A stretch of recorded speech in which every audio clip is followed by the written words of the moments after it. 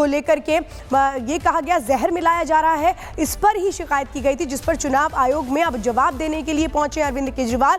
और उन्होंने कहा है कि पानी पर राजनीति नहीं होनी चाहिए।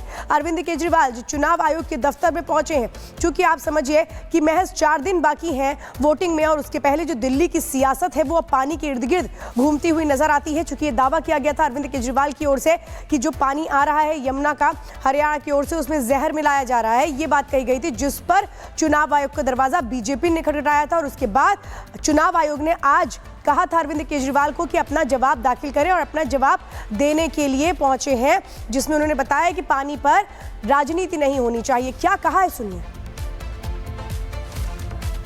दिल्ली के लोगों को मैं बधाई देना चाहता हूं। आज हम लोगों का आम आदमी पार्टी की दिल्ली सरकार और दिल्ली के 2-2.5 करोड़ लोगों का संघर्ष सफल हुआ और नतीजा लाया। 26-27 जनवरी को दिल्ली में जो हरियाणा सरकार जहरीला पानी भेज रही थी 7 ppm अमोनिया के साथ, आज वो 2.1 अमोनिया पे आ गया है। 2.1 अमोनिया के साथ मोस्टली हमारे वाटर ट्रीटमेंट प्लांट ठीक चल सकते हैं और लोगों को ठीक ठाक पानी मिल सकता है। हमारे संघर्ष की वजह से ये पानी नीचे आया, एमोनिया का लेवल नीचे आया। ये साफ जाहिर करता है कि साजिशन ये पानी भारतीय जनता पार्टी के हरियाणा सरकार द्वारा दिल्ली के अंदर त्राही त्राही करने के लिए भेजा गया था। अगर उनका इस पे कंट्रोल नहीं होता तो ये अचानक पानी के अंदर पीपीएम बढ़ कैसे गया, और अचानक ये पानी पीपीएच शोर करने पे पीपीएम घट कैसे गया। दिल्ली के चीफ सेक्रेटरी ने हरियाणा के चीफ सेक्रेटरी को कई बार फ़ोन किया इस दौरान, और उनसे कहा कि आप इसके बारे में कुछ कीजिए, पानी छोड़िए, या तो एक्स्ट्रा पानी छोड़िए या अमोनिया कम कीजिए। जो चीफ सेक्रेटरी हरियाणा ने कहा वो बहुत शॉकिंग था। उसने कहा जी ये निर्णय टॉप पॉलिटिकल लेवल पे लिया गया है, आप सीएम दिल्ली को बोलिए सीएम हरियाणा से बात करें। तब हमें पहली बार लगने लगा कि ये पॉलिटिकल कॉन्स्पिरेसी चल रही है चुनाव को इन्फ्लुएंस करने के लिए। जब चीफ सेक्रेटरी हरियाणा ने कहा कि आप सीएम दिल्ली को बोलिए सीएम हरियाणा से बात करें, फिर पंजाब के इरिगेशन सेक्रेटरी ने हरियाणा के इरिगेशन सेक्रेटरी से बात की, तो हरियाणा के इरिगेशन सेक्रेटरी ने भी सेम चीज़ दोहराई कि ये निर्णय टॉप सीएम हरियाणा के लेवल पे लिया गया। इसका मतलब ये पॉलिटिकल कॉन्स्पिरेसी थी। दिल्ली के अंदर जहरीला पानी भेज के दिल्ली के वाटर ट्रीटमेंट प्लांट बंद करके आधी दिल्ली को प्यासा मारने की। 15 जनवरी के बाद से जो हुआ वो बहुत ही चौंकाने वाला। उसके बावजूद भी पंजाब सीएम, दिल्ली सीएम चुप रहे, उन्होंने इस मुद्दे को शोर नहीं किया। हम चाहते थे कि बातचीत से मुद्दा सुलझे, लेकिन 15 जनवरी को दिल्ली अमोनिया लेवल 3.2 ppm पहुंच गया, और फिर उसके बाद आप अगर देखेंगे धीरे धीरे रोज बढ़ना चालू हुआ, और 26 जनवरी को ये 7 ppm पहुंच गया।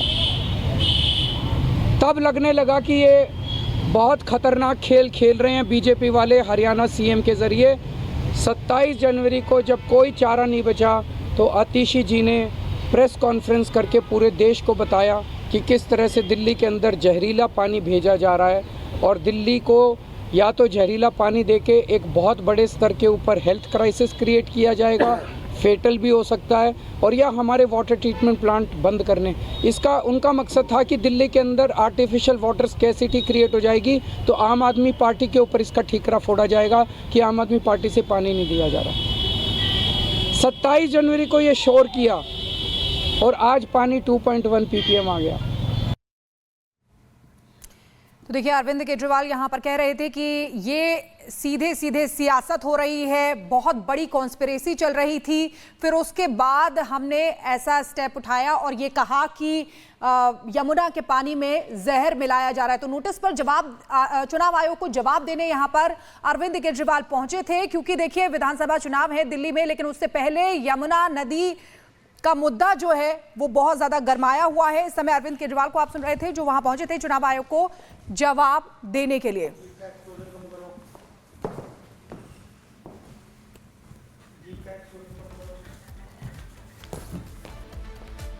तो पूरे देश भर में अवैध घुसपैठियों के खिलाफ एक्शन लगातार जारी है। अभी हाल ही में आपको बता दें कि राजस्थान से भी 2 दिन के अंदर 4 अवैध घुसपैठियों को गिरफ्तार किया गया है और भी अलग अलग जगह से घुसपैठियों को गिरफ्तार किया जा रहा है। ये कार्रवाई राजस्थान, केरल, महाराष्ट्र में कई जगह बांग्लादेशी पकड़े गए हैं। हर जगह ये कार्रवाई की जा रही है। एक रिपोर्ट इससे जुड़ी आपको दिखाते हैं।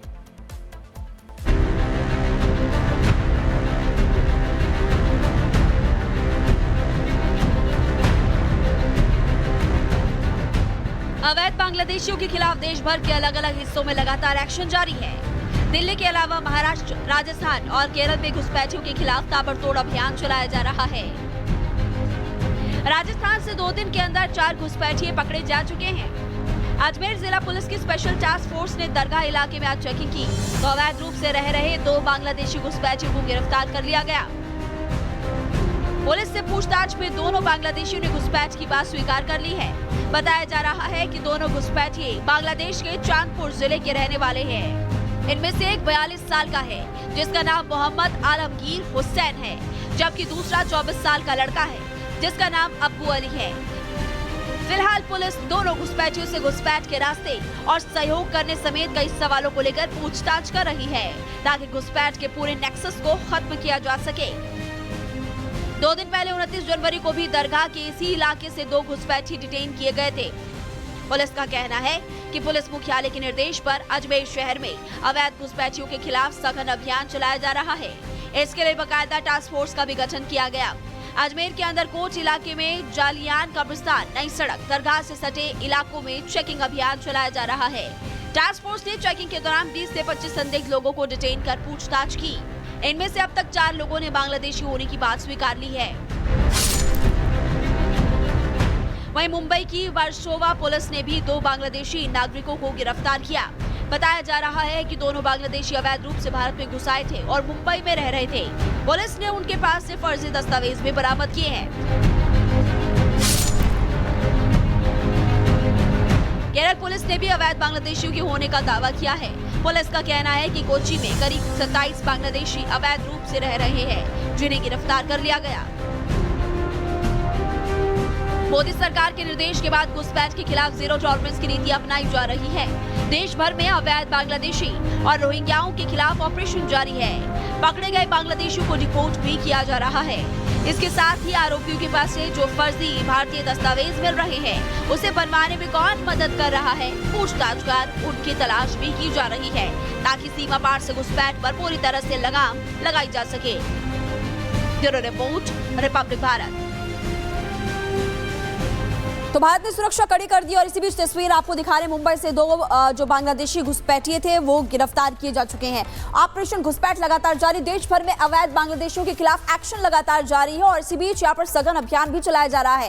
राजस्थान, केरल और महाराष्ट्र में अब तक छापेमारी की गई। केरल से 27 बांग्लादेशियों को गिरफ्तार किया गया जो अवैध रूप से यहाँ पर एंटर हुए। मुंबई के वर्सोवा की बात करें, वहां 2 बांग्लादेशी पकड़े गए और राजस्थान के अजमेर से भी 2 घुसपैठिए गिरफ्तार किए गए और इसी बीच लगातार ऑपरेशन अभी भी जारी है। आपको बता दें कि दोनों बांग्लादेशियों को डिपोर्ट करने की भी तैयारी इसी बीच की जा रही। इससे पहले भी कुछ बांग्लादेशियों को डिपोर्ट किया गया।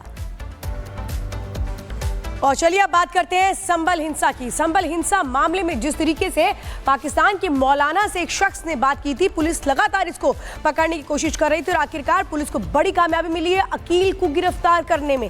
इसी ने मौलाना से बात करके हिंसा में मरे लोगों को शहीद बताया था और कैसे इसको पकड़ा गया, कैसे इसके जरिए बहुत सारे ऐसे राज जो खुलकर सामने आ सकते हैं, इससे जुड़ी एक रिपोर्ट दिखाते हैं।